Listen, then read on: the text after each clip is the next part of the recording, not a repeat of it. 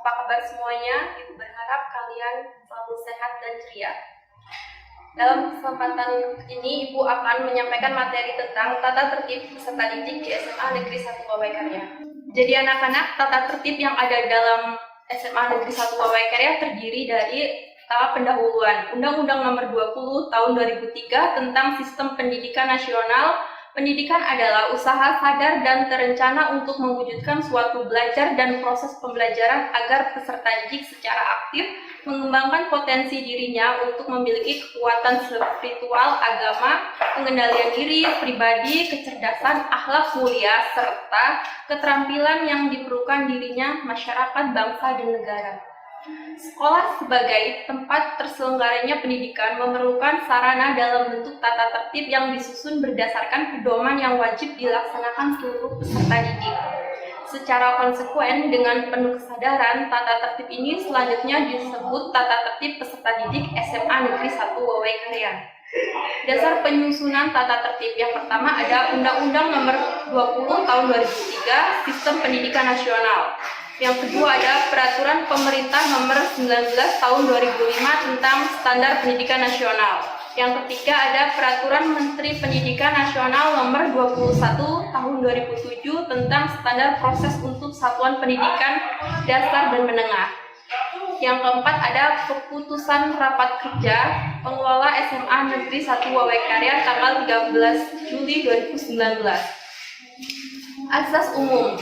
Sebagai warga negara yang baik dan peserta didik yang bertanggung jawab, patuh pada peraturan dan tata tertib sekolah.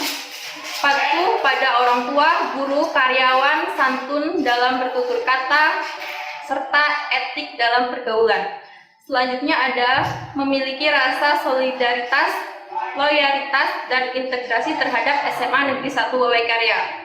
Selanjutnya ada selalu menjaga nama baik keluarga dan SMA Negeri 1 Wawaikarya. Yang keempat ada mengerjakan dan melaksanakan semua tugas dan kewajiban sebagai peserta didik SMA Negeri 1 Wawaikarya dengan penuh tanggung jawab. Yang kelima ada memelihara keamanan, ketertiban, dan kebersihan lingkungan sekolah. Yang keenam ada peserta didik yang rumahnya dekat dengan lokasi sekolah agar tidak mengendarai motor karena keterbatasan lahan parkir dan dihimbau jalan kaki atau naik sepeda. Selanjutnya ada kehadiran dan meninggalkan sekolah. Kehadiran peserta didik di sekolah diharapkan 15 menit sebelum pelajaran dimulai, peserta didik sudah hadir di sekolah. Peserta didik wajib mengikuti pelajaran yang diberikan oleh guru di sekolah, kecuali pelajaran agama diikuti sesuai agama masing-masing. Peserta didik wajib mengikuti upacara bendera, Senin pagi maupun upacara peringatan hari-hari besar nasional yang dilaksanakan di sekolah atau pihak terkait di luar sekolah, serta menggunakan atribut lengkap. Selanjutnya, peserta didik yang berhalangan hadir karena sakit atau hal lain, ada pemberitahuan dari orang tua atau murid pada hari tersebut juga, baik melalui telepon atau datang ke sekolah. Kehadiran peserta didik dalam mengikuti KBM atau tatap muka bidang studi dengan guru yang mengajar minimal 90%. Kehadiran merupakan salah satu penilaian utama untuk kenaikan kelas. Apabila guru berhalangan untuk hadir, peserta didik wajib tenang di ruangan kelas. Selanjutnya, ketua kelas dan petugas piket kelas segera melapor ke guru piket untuk mendapatkan tugas mata pelajaran yang sama dari guru sejenis. Selanjutnya ada kehadiran dan meninggalkan sekolah. Peserta didik meninggalkan kelas atau sekolah pada saat KBM. Peserta didik yang ingin ke kamar mandi pada saat KBM berlangsung wajib izin guru yang mengajar di kelas. Peserta didik yang akan meninggalkan kelas atau sekolah pada waktu KBM berlangsung wajib meminta izin pada guru kelas yang mengajar. Bidang kepesertaan didikan melapor ke guru piket. Peserta didik yang meninggalkan sekolah karena urusan keluarga wajib menunjukkan surat keterangan dari orang tua atau wali pada guru piket atau dijemput orang tuanya. Selanjutnya ada peserta didik dilarang berada di lingkungan sekolah selama proses KBM berlangsung. kecuali mendapat izin dari guru piket bila kedapatan pada di luar lingkungan sekolah tanpa seizin guru dan piket. Maka peserta didik akan dikenakan poin pelanggaran yang berlaku. Selanjutnya ada absensi ketidakhadiran. Yang pertama, jika peserta didik tidak hadir di sekolah lebih dari 2 hari karena sakit, harus membawa surat keterangan dari dokter atau puskesmas. Selanjutnya, jika dalam 1 semester peserta didik tidak hadir tanpa keterangan, maka orang tua atau wali peserta didik diharapkan hadir ke sekolah untuk menghadap wali kelas atau guru BK.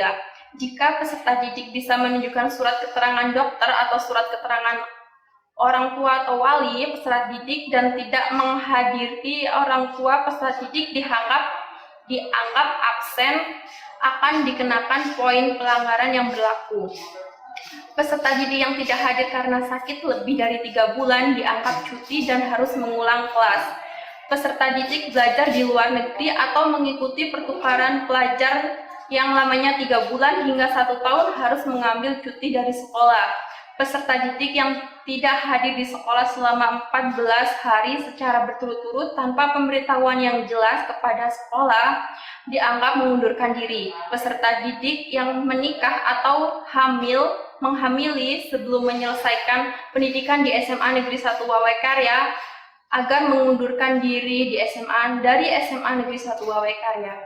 Absensi, penilaian tengah semester dan remedial. Peserta didik yang tidak hadir dari 10% dalam satu bidang studi harus mengikuti penilaian tengah semester di ruang kelas. Di ruang khusus, peserta didik yang tidak hadir pada saat penilaian tengah semester tanpa keterangan dapat dipertanggungjawabkan, tidak diperkenakan mengikuti ujian blok susulan dan diberi nilai 0. Batas waktu untuk peserta didik yang akan mengikuti penilaian tengah semester atau ulangan karena sakit atau lainnya wajib memberitahukan kepada guru yang bersangkutan dengan menunjukkan surat keterangan dari dokter atau puskesmas atau pemberitahuan orang tua. Selanjutnya, dapat meminta ulangan atau penilaian tengah semester susulan.